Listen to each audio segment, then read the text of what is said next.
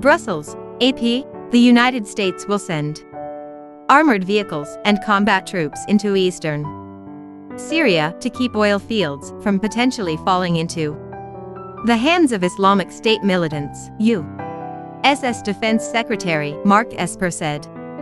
It was the latest sign that extracting the military from Syria is more uncertain and complicated than President Donald Trump is making it out to be, though Trump repeatedly says he is pulling out of Syria. The reality on the ground is different. Adding armored reinforcements in the oil-producing area of Syria could mean sending several hundred U.S. troops, even as a similar number are being withdrawn from a separate mission closer to the border with Turkey, where Russian forces have been filling the vacuum.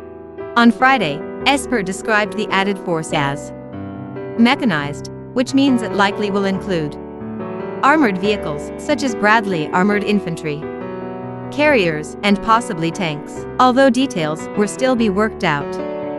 This reinforcement would introduce a new dimension to the U.S. military presence, which largely has been comprised of special operations forces not equipped with tanks or other armored vehicles. Esper spoke at a news conference at NATO headquarters in Brussels, where he consulted with American allies. Sending an armored force to eastern Syria would partially reverse the ongoing shrinkage of the U.S. troop presence in Syria. Trump has ordered the withdrawal of nearly all 1,000 U.S. troops who had been partnering with a Syrian Kurdish-led militia against the Islamic State group. That withdrawal is proceeding even as Esper announced the plan to put reinforcements in the oil-producing area. Speaking to reporters Friday at the White House, Trump said the U.S.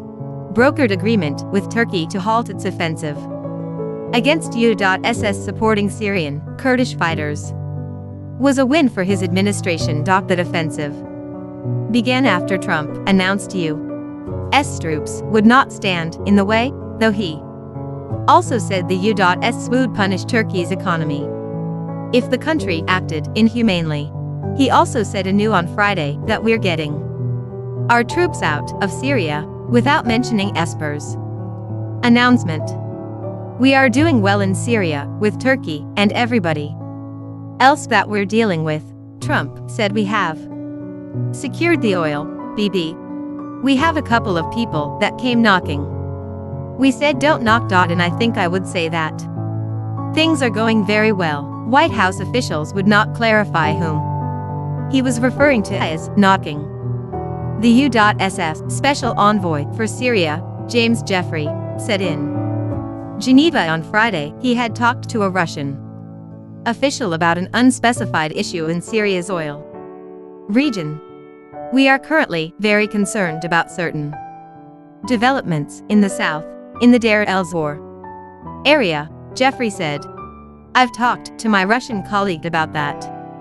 And we're having other contacts with the Russians concerning that situation. We think it is under control now, although Esper did not mention the size of the U.S. reinforcements. It could total several hundred troops because fuel-guzzling tanks and other armored vehicles depend on a large supply and logistical support group.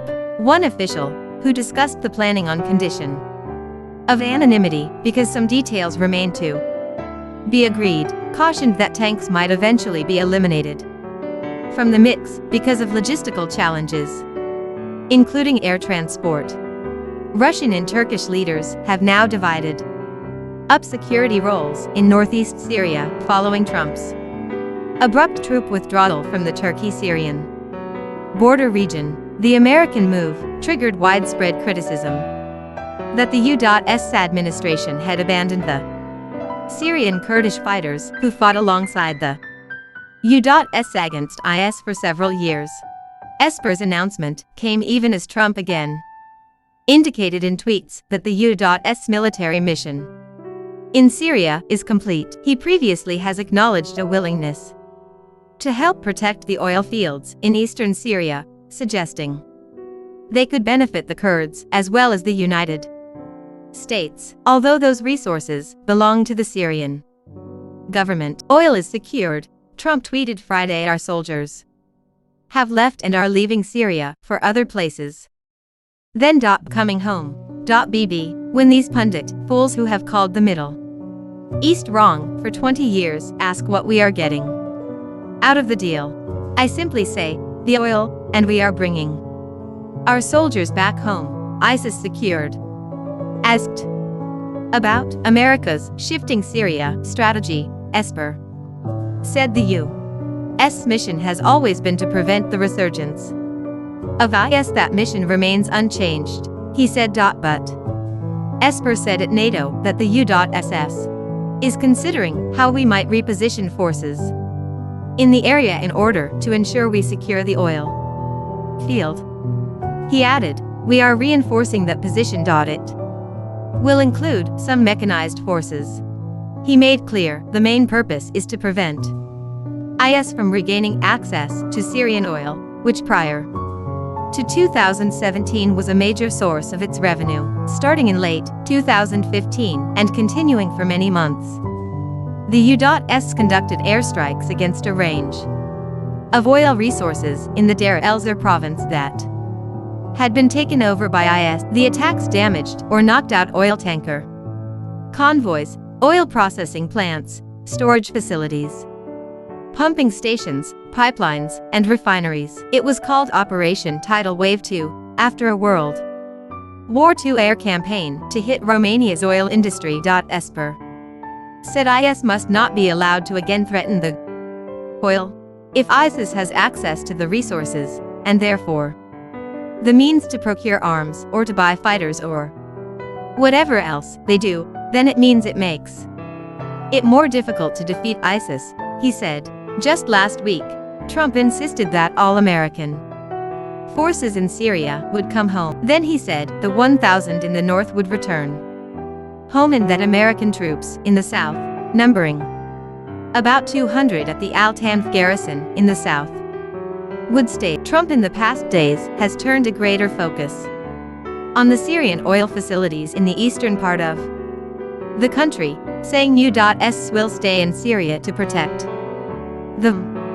According to officials, top military leaders have pushed for the U.S. to leave forces in Syria to guard against an IS resurgence, while the group's physical zone of control was largely destroyed by U.S. and Syrian Kurdish forces. Insurgents remain in small pockets throughout the country and in Iraq. AP national security writer Robert Burns reported. From Washington. AP writer Amr Madhani contributed. This story has been corrected to say Trump threatened Turkey's economy, not Syria's.